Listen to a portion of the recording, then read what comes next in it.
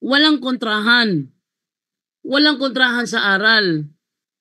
Ang may kontrahan, yung individual na gumagamit. Ayaw niyang malamangan siya. Halimbawa ganito. Yung isa, ayaw maniwala na God died. Yung isa naman, naniniwala na God died. Sabi doon sa Catechism of Trent na ginamit sa page 50, lahat ng ginagawa ng human nature ni Kristo na a-attribute sa kanyang persona, na-attribute sa kanyang sa kanyang divine person. Therefore, pag sinabi kumain si Kristo, dahil si Kristo ay Diyos, pwede sabihin kumain ng Diyos. Pero ayaw nila yung gamitin yung term attribute kasi ayaw nila natanggapin yun. Ayaw natanggapin yun kasi pag alam nyo dati, nandiyan pa naman, buhay pa naman siguro si Ralph Payusan. Ba? Save the si Ralph Payusan. At saka buhay pa yun. Magaling yun. Magaling magpaliwanag yun, Brother Ralph. Yung isa, yung nagpunta dito kamakailan lang, nakalimutan ko anong pangalan nun. Parang pumasok yata sa seminaryo yun si Brother Ralph Jando, no? Ewan ko lang. Pumasok sa seminaryo yata. Pumasok yata sa seminaryo yun. Nagbangayan kami dati niyan. Yung isa, sinugo talaga ako doon sa bahay namin sa Konsolasyon. Talagang nagbike pa talaga siya. Nag-effort siya. Sinugod niya lang ako to mag-diskusyon lang kami tungkol sa topic na yan. Kasi, dati hindi ko tanggap yung anti-God dati day. Tutulog ko dun God died, tutulog ko dun dati. Pero, si brother, sino yung nakalimutan ko yung isa, yung nagturo sa akin, Brother Novem. Brother Novem. Siya yung nagpaintindi sa akin. Alam mo, brother, ganito lang yan Ang keyword dyan, yung attribute. Lahat ng ginagawa ng human nature ni Kristo na a-attribute yan sa kanyang persona. Persona. Sa kanyang divine person. Kaya sinabing God dahil kasi namatay si Jesus. Di naman issue kung ano ang namatay. Ang issue is sino ang namatay. Tanong ba Jando, tanggap mo ba namatay si Jesus? Sabi ko, si Jesus na namatay, tao lang ba? O tao at Diyos? Sabi ko, tao at Diyos. So, nung namatay si Kristo, kasama ba doon ang kanyang nature, ang kanyang divine person. Ang kanyang God person. Divine person. Hindi. Sabi niya, ibig mo sabihin, magkahiwalay ang kanyang ang divine person at ang kanyang human nature. Hindi magkahiwalay So, tama. Actually, nag-effort si Brother Novem noon sa Plaza Independencia. Inabutan kami alas 10:30 na ng gabi. Nag-effort siya. Hinatid ba nga niya ako sa sakayan kasi baka may mangyari sa akin, no? Baka ma-hold up ako doon kasi yung lugar na yun, uso doon yung yung mga gano'n, no? Lalakad kami ni Brother Novem, mga babae doon, Sir, 500 lang, sir. Gano'n talaga. So talagang delikado talaga yung lugar. Hinatid ako ni Brother Novem hanggang makaalis yung sinasakyan naming jeep, no? Ibig sabihin, talagang nag-effort siya at dahil doon, nakita ko talaga, pag uwi pa sa bahay, hindi pa ako agad natulog. No. Pinag-aralan ko pa sinabi ni Brother Novem. Ganito, ganire. Ang keyword lang pala yung attribute na nakalagay doon sa Catechism of Trent. Nasa page 50. 56.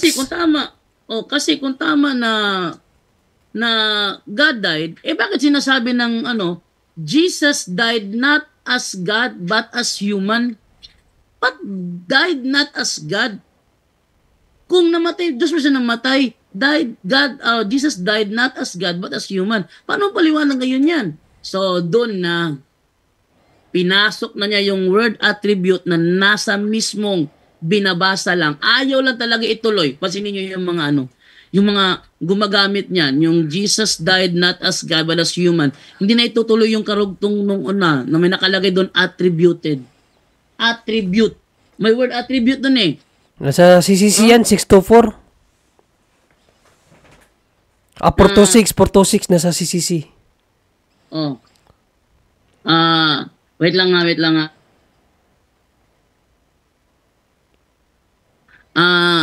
Yun ang ano dun eh. Nung natanggap ko na yung word attribute, doon ko na naunawaan, tama pala.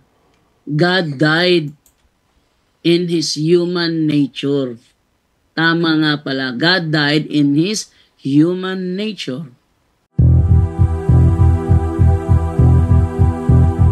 Dahil sa katotohanan ng ipinapangaral ng Santa Iglesia Katolika na hindi maitanggi ng mga protestante sa lungatang aral at bahayag ng mga pastor.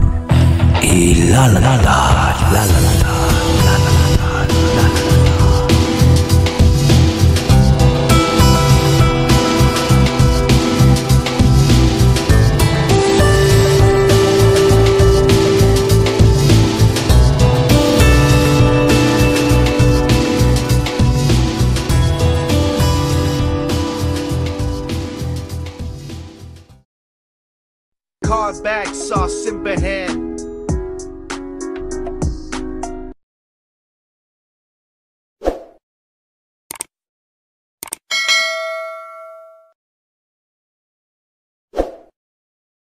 Sabi pala dito, Brother Jando, ni Paquito Junior Talaba, thanks bro, nasabtan gid nako ang God died. Salamat daw sa iyo, Brother Jando, at naunawaan niya ang God died. Yan. Actually, matagal. At saka dagdag ko lang, Brother Jando, dagdag ko lang, no. Mas madali siguro maunawaan using the word attribution, Brother Jando, kasi yun talagang ginamit ng term sa simbahan, no, sa Council of Trent at sa CCC, na all human nature of Christ should be or must be attributed to His divine person. Ang iba kasi ang iba pagkaunawan na sa attributed ay ano lang, parang ikapit lang daw. Hindi talaga Diyos, ikakapit lang. Mali po. Kasi tandaan natin, lahat ng gawa ng Diyos, attribution niya yan.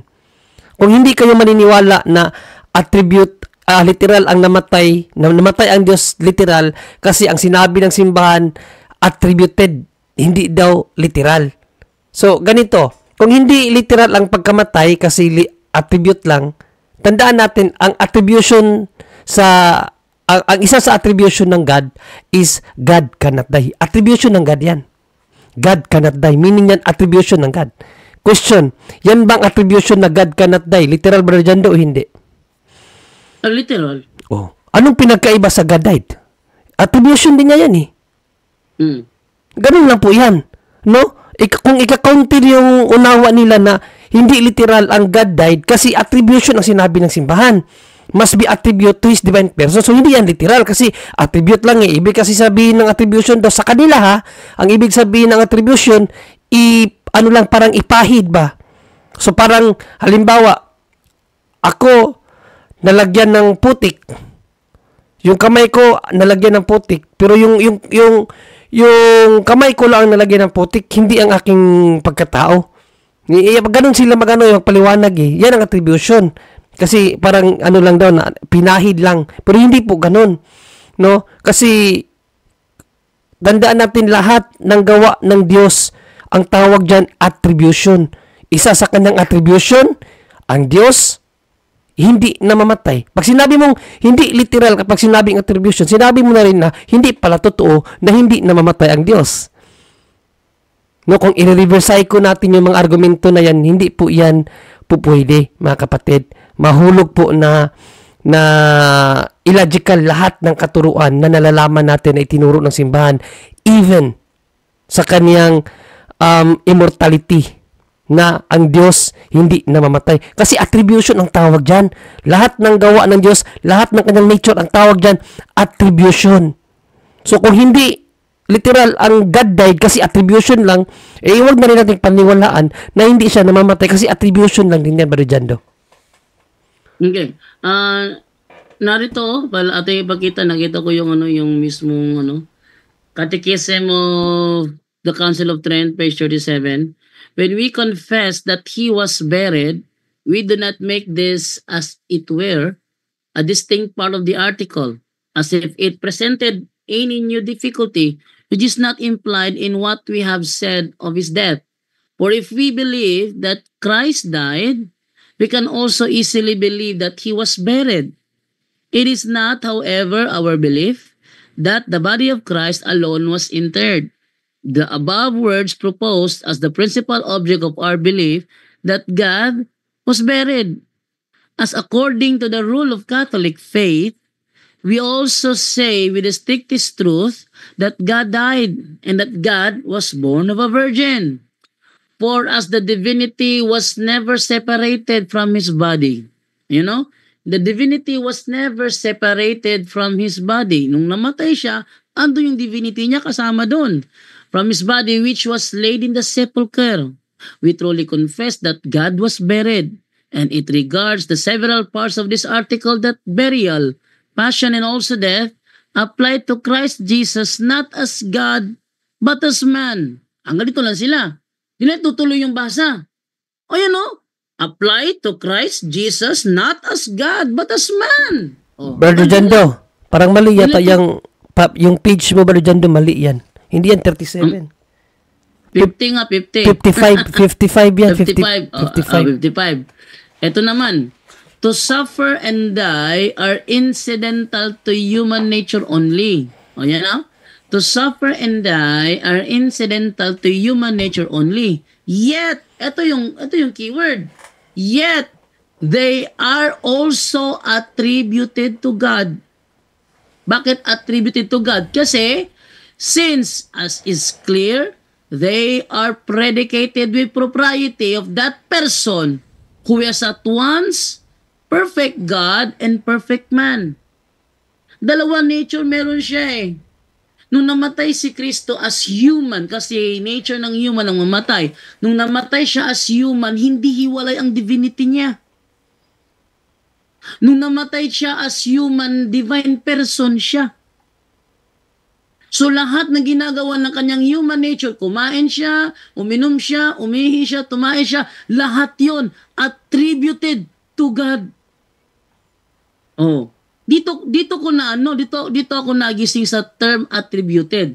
Pinaunawa sa akin ni Brother Novem at natagalan to, ilang buwan yata kami nagbangayan ni sino yung nakalimutan ko talaga pangalan ni.